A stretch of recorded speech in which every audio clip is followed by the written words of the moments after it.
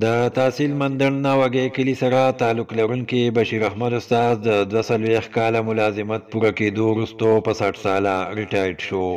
د هایر سیکنډري سکول ناوګی سټاف د هغوی د ریټایرمنټ په سلسله کې د الوداعي تقریب تابع کړې وه چې مشر میلمه یې ډیپټي ډي ای او عمر فاروق و. په تقریب کې ریټایرډ او حاضر سرویس استادانو د بشیر احمد استاد زړونو رشتہ دارو د سکول سټاف او ماشومانو ګډون کړی و. په تقریب کې راغلي مشرانو استادانو او د سکول ماشومانو بشیر احمد استاد ته د ګلونو خارونه واچول او ورته تحفې پیش کړې. په تقریب کې ریټایرډ استاد نذیر ګل د بشیر احمد استاد د شخصیت او خدماتو باره کې نظم پیش کړو. د تقریب وروسته د سکاوټ چاکو چوبند دستې بشیر احمد استاد ته الوداعي سلامي ورکړه او په درناوي یې رخصت کړو. تقریب ته ډیپټي ډي ای او عمر فاروق، پرنسپل رشید احمد، ریټایرډ ډي ای او سلطان حسین فاروقي، ایس ایس عبدالمناف او د بشیر احمد استاد ورو سینیر ډي ای ایم مختار احمد خطابونه وکړل او د بشیر احمد استاد په ژوند او خدماتو یې تفصیلي رڼا واچوله.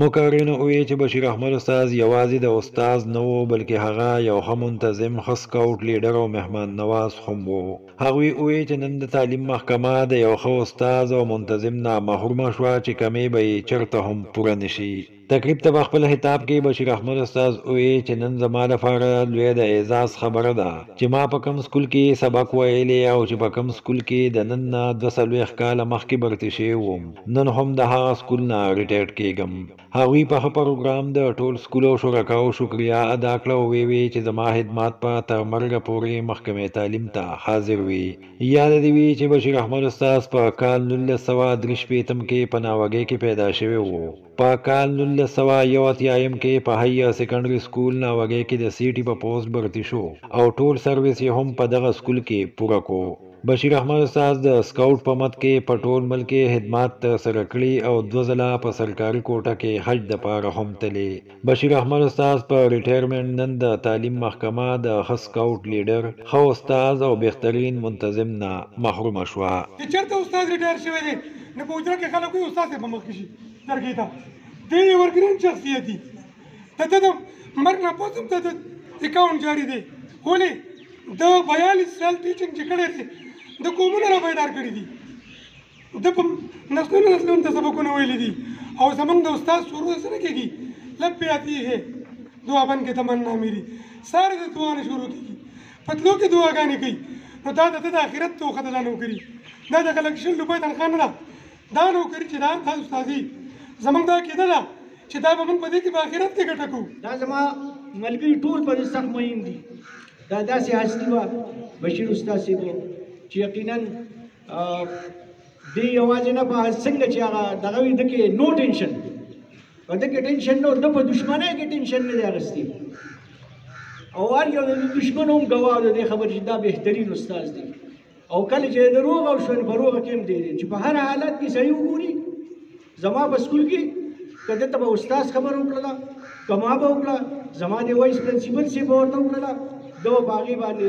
هېڅ دغه ده به وخندله چې دا کار به دا به کومه ده. او دغه رنګې چې څنګه مناف صاحب او زموږ د سټیج سیکرټري خبرې کړې وي چېرې دی زموږ څومره چې دا زموږ سپیشل ډیز سیلیبریشنز دي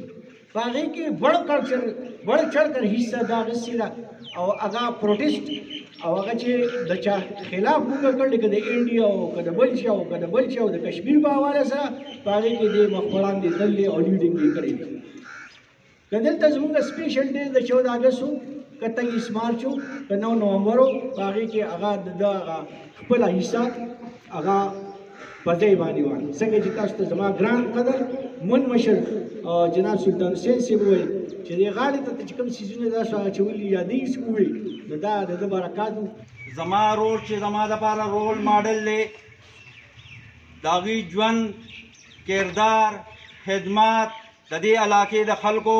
او د شاګردانو دپاره خلې ځلې لکه د نور ځلنده، ښکاره او پړکېدونکي دي.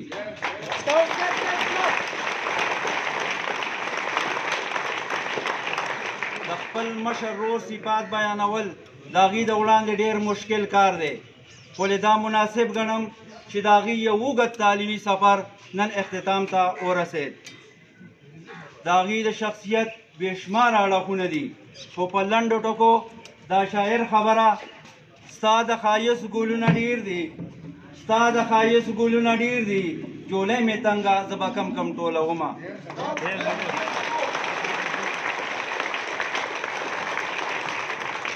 خوږو ملګرو څنګه چې د دنیا رواج دی یو ملازم خپل طبیعي عمر پوره کړي او بیا هغه د خپلې محکمې نه ریټایرمنټ اخلي نو په دې حواله زما دا ورور هغه خوش قسمته دی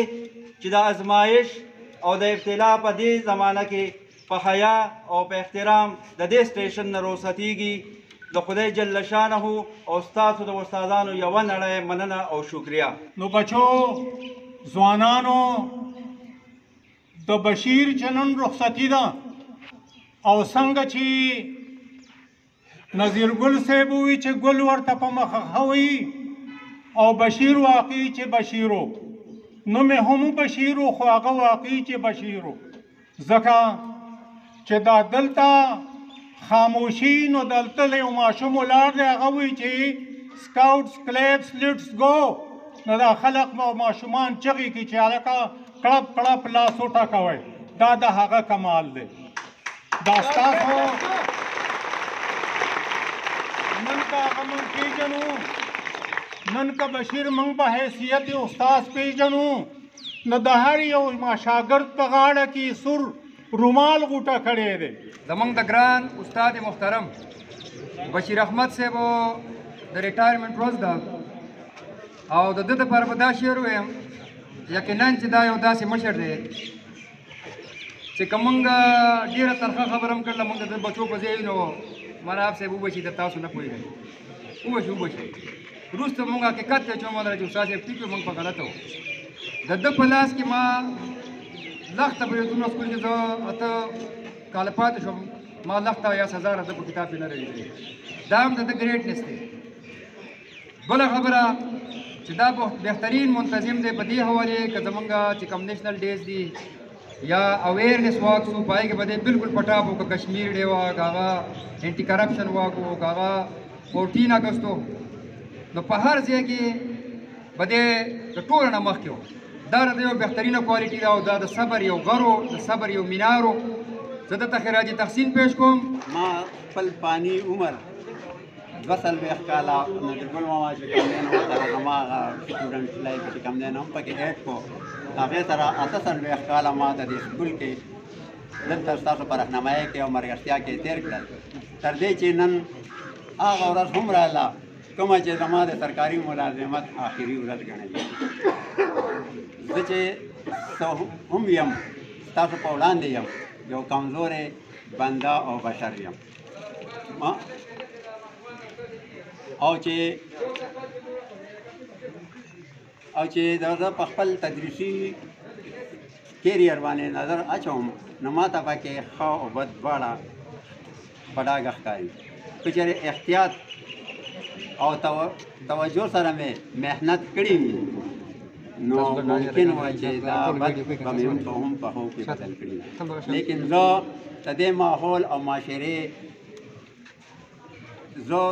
دې ماحول او معاشرې یو فرد یم کمزوري لرم یقینا توقعات زما هم وو چې د خپل ذات نه زیات خیر خور کړی وی خو لیکن زه یو به هر حال انسان د ماحول او د حالاتو غلام دی زما اول د رب پروردګار او بیا مې د خپل سکول له ټولو ملګرو او په تیره د خپلو شاګردانو نه د معافۍ طلبګار یم باقي ستاسو ملګرو چې څه خبرې وکړې دا ستاسو د طرف نه به زما دپاره د ډېره حده پورې د خوشحالۍ او د تسلۍ ذریعه شوه